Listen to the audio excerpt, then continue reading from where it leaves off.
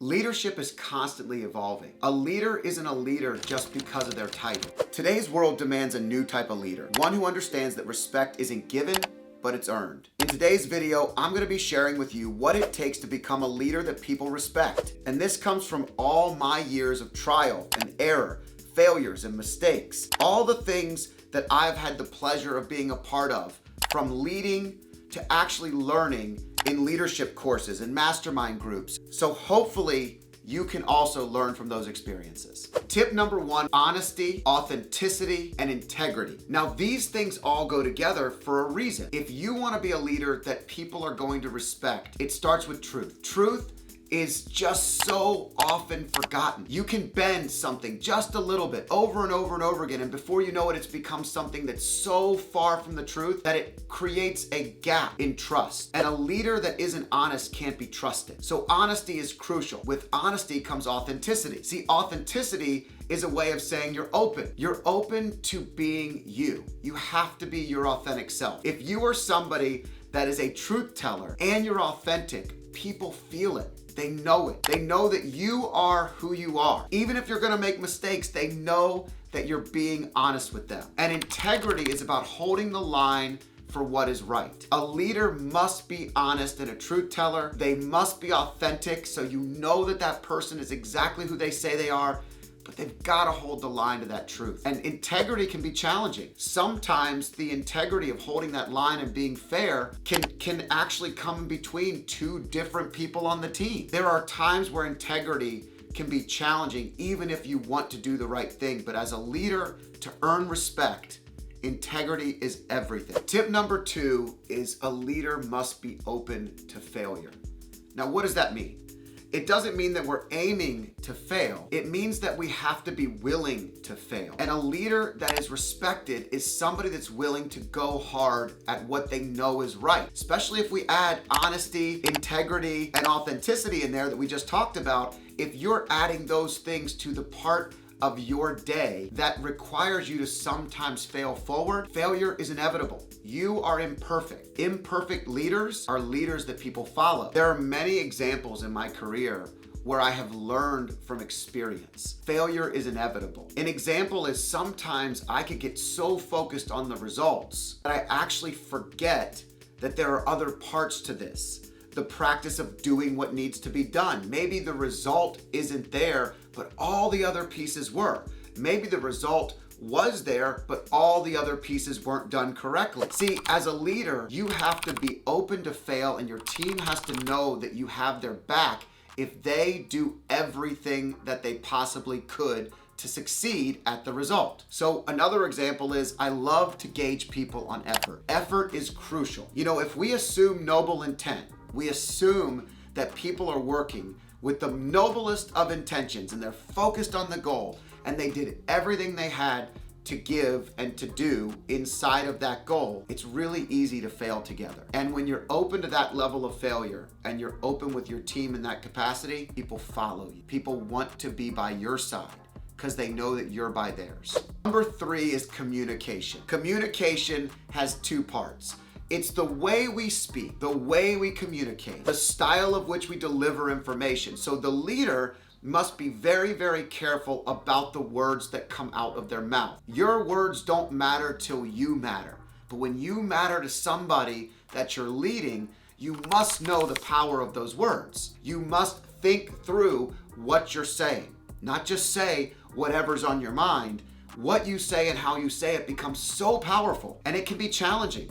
There are times where as a leader that you forget and you just put yourself in the room with everybody else and you say something, and then you often will hear from other people that you made a mistake. So what's the second part of communication? The second part of communication is listening. As a leader, if you're gonna be respected and you're gonna earn that level of respect, we have to be open to listening. And I don't mean just hearing what people are saying. Truly listening. Truly listening means that we're understanding the why behind what they're saying. We're trying to understand where it's heading, what we could have done differently. As a leader, if we're focused on getting better, open communication is crucial. The way we speak, the way we deliver it, and the way we listen show that we're truly the authentic, honest, fully invested leader that we need to be. And this open communication, I can assure you, is never enough. So if I fail at anything, I am a great communicator, but oftentimes when you get into the battle and you're trying to get a goal to the finish line, everything kind of becomes tunnel vision. And so what happens is you start working so hard on your end and everybody else is working on theirs, but if you guys don't communicate, it can often feel siloed. So I've found myself under communicating at times, and I'm reminded by being open to listen and hearing the mistakes, I learn, oh, we need to communicate more often here. And sometimes more communication can open you up to challenges and frustrations and extra work. But the reality is it's part of being that authentic leader. It's part of being a truth seeker. It's challenging, but it's why people will respect you versus just follow you because they have to. Tip 4 is all about accountability. Accountability is crucial, but I'm gonna add a little side note here. And the side note is a side of kindness. Accountability with kindness. This is challenging. You must hold the line to accountability. If you're a leader, you have an objective, you have a goal, you have a team approach. People have to show up, they have to do their job. We have to help them do that. If you're leading a team, accountability is crucial, but you don't have to be a jerk. Being accountable and holding someone accountable doesn't mean that kindness has to be thrown out the window. Kindness is so important. And I am going to again admit failure here because early in my career, again, I got so focused on the results that sometimes I would deliver great data, great truth, honest assessment, but I would also be maybe a tad bit aggressive in my delivery, maybe a tad bit less kind than I wanted to be. I learned from that, and the people that are still with me, I actually have people that have worked with me for over 20 plus years, and they've seen the old versions and the newer versions and the better versions. And the best thing is we grew together because we were honest and authentic and we learned from each other. And I listened when I knew I wasn't delivering the information in the right way. But the accountability piece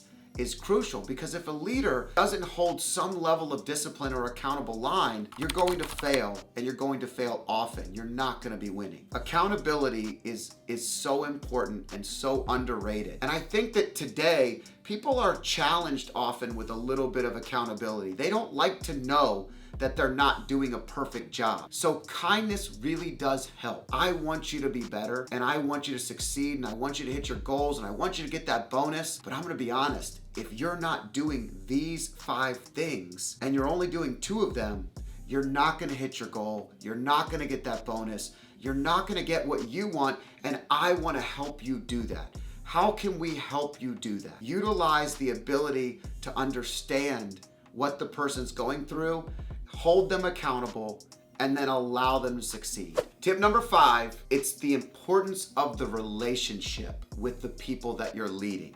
Life is not about transactions. So many people walk through life living it with transaction to transaction to transaction. That means that they're just using you and you're using them to get what you want or what they want. That is not a relationship. What is a relationship is understanding who you're leading. If you listen to leaders like Jack Welch of GE, he spent so much time just walking around and listening to his employees, learning about their stories, understanding their family, knowing their kids' names. People want to follow someone they know knows them. But as a leader, if you don't build a relationship, you simply have that transaction. They are simply a means to an end. They are simply someone you're using. A leader must never use their people. A leader has to be focused on understanding the full value of the relationship. And guess what? Leadership will see ups and downs. It will see people come and go. How you end those relationships is also extremely important. Remember, you never know if you're gonna see that person in the future, if there's gonna be another opportunity to work together. So if something maybe isn't the right fit today, it doesn't mean that it might not be the right fit tomorrow. If you lead